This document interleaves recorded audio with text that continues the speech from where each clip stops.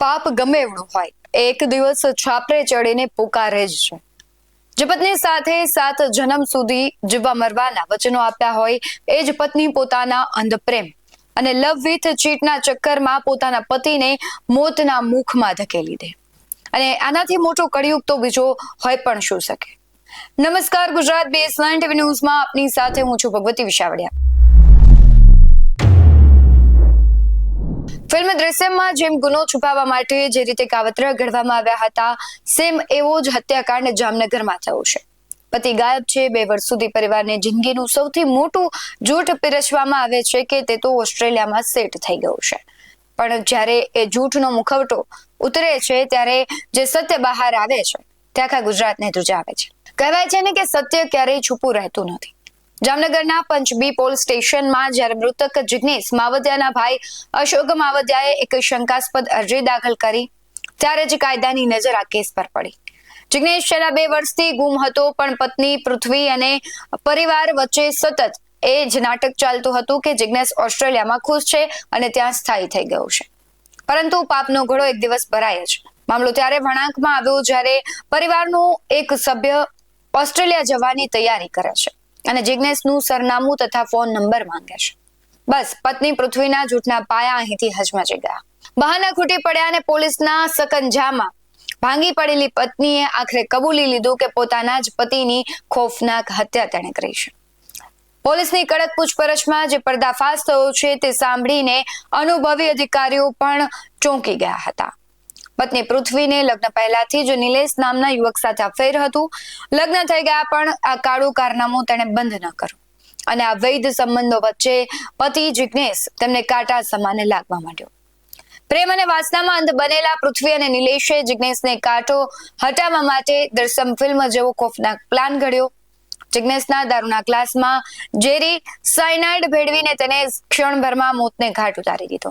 આટલેથી જ આખી ઘટના ન અટકી. હત્યા બાદ દરેડ GIDCમાં આવેલા એક કારખાનાની અંદર આશરે 12 ફૂટ ઊંડો ખાડો ખોદવામાં આવ્યો અને જિગ્નેશના મૃતદેહને દાટી દેવાયો. અને પછી શરૂ થયો 24 મહિના લાંબો ઓસ્ટ્રેલિયાનો જૂઠો ડ્રામા. હાલ દરેડ પંચબી પોલીસે હત્યારી પત્ની પૃથ્વી અને તેના પ્રેમી નિલેશ બંનેની ધરપકડ કરી જેલના સળિયા પાછળ ધકેલી દીધા છે. આરોપીની નિશાનદેહીના આધારે દરેડ GIDC ખાતે 12 ફૂટ ઊંડા ખાડામાંથી મૃતદેહના અવશેષો બહાર કાઢવા માટે FSLની ટીમ સાથે JCBએ કામ શરૂ કર્યું. 2 વર્ષ જૂના ગુનાના એક પુરાવા ભેગા કરવા પોલીસ રાત દિવસ એક કરી રહી છે. ત્યારે ચકચાર ભર્યા કિસ્સામાં આગળ બીજા કેવા ચોંકાવનારા પર્દાફાશ થાય છે, તેના પર આખા શહેરની અને આખા ગુજરાતની નજર મંડરાયેલી છે. શું કહી રહ્યા છે સમગ્ર ઘટનાને લઈને SP તેના પર નજર કરીએ. 26/7/2026 को सिटी बी पुलिस स्टेशन में एक अर्जी आई थी कि उसमें फरियादी अशोक धर्मेश भाई माधवजी भाई मावदिया, उन्होंने बोला कि उनका भाई पिछले जिसका नाम जिग्नेश है, वो पिछले 2 साल से लापता है.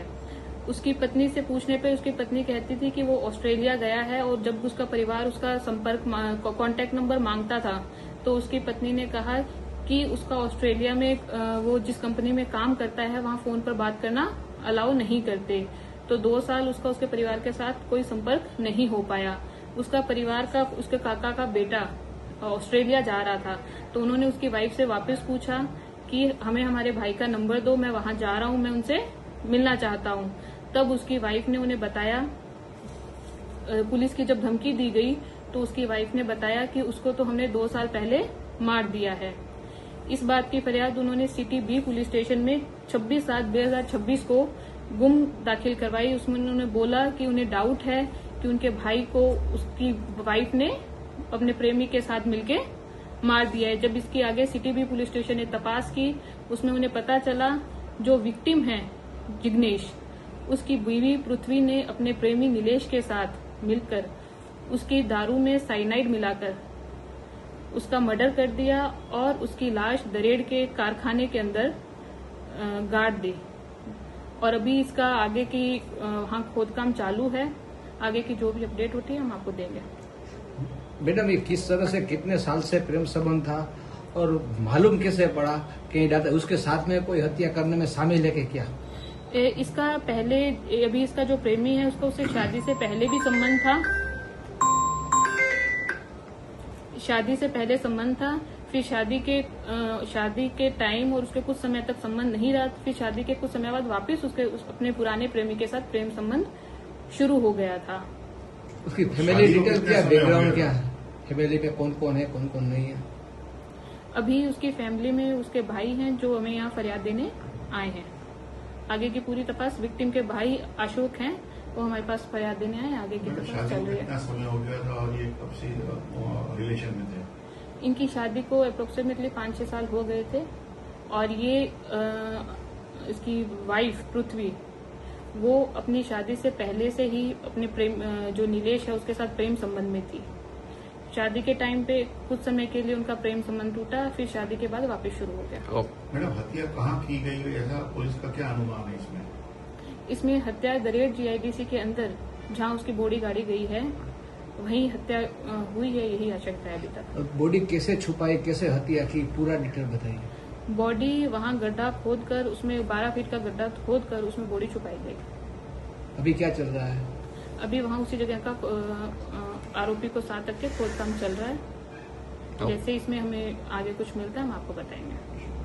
કાવતરું ગમે તેટલું મોટું હોય, પ્લાનિંગ ગમે તેટલું પરફેક્ટ કેમ ન હોય, પણ યાદ રાખજો ગુનાનો રસ્તો ક્યારેય સાચો હોઈ શકતો નથી. પ્રેમ, છળ અને ખોફનાક ષડયંત્રની આખી કહાનીએ ફરી એક વખત સાબિત કરી દીધું છે કે કાયદાની નજરથી અને કુદરતના ન્યાયથી કોઈ ચાલાક ગુનેગાર ક્યારેય બચી શકતો નથી. આ ઘટનાને લઈને તમારું શું માનવું છે કમેન્ટમાં જરૂરથી જણાવજો. બાકી આવા જ વધુ અહેવાલો સાથે ફરી મળતા રહીશું. તમે અમારી યુટ્યુબ ચેનલને સબસ્ક્રાઇબ કરવાનું, અમને ફેસબુક અને ઇન્સ્ટાગ્રામ પર ફોલો કરવાનું ભૂલશો નહીં. બાકી અમને અપડેટ્સ મેળવવા માટે જોતા રહો VS9 ન્યૂઝ. નમસ્કાર.